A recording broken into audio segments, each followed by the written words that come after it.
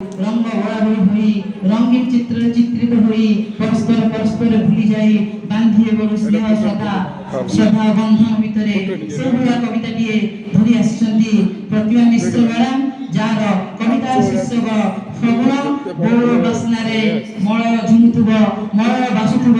ତାର କବିତା ହଉଛି ଫଗୁଣ, ଯୋଉ ଫଗୁଣରେ ମଳୟ ବାସ୍ନାରେ ସୁବାସିତ ହୋଇଥିବ ଧରାପୃଷ୍ଠ।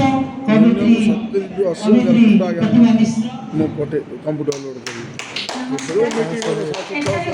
समस्त साहित्य प्रेमी को मोर नमस्कार। मोर कविता होची फगुण। शीतल बा दूरे जाउछि, सूरज उताप पाखे आसुछि, बौळ बास्नारे मलय बासुछि, आकाश टापरा सफा दिसुअछि, झरनार कालुआ पानी रे चिकमिक होई सूरज किरण रंग खेलुअछि, बोधे फगुण आसुछि, बोधे फगुण आसुछि। एटा मोर इंद्रधनुष स्थानित होइछि। मु सेडा बड़ कवि न जे हठात हठात एते कविता लिखि परिबी। छोटिया कविताटिए लिखिथिली जा इंद्रधनुष स्थान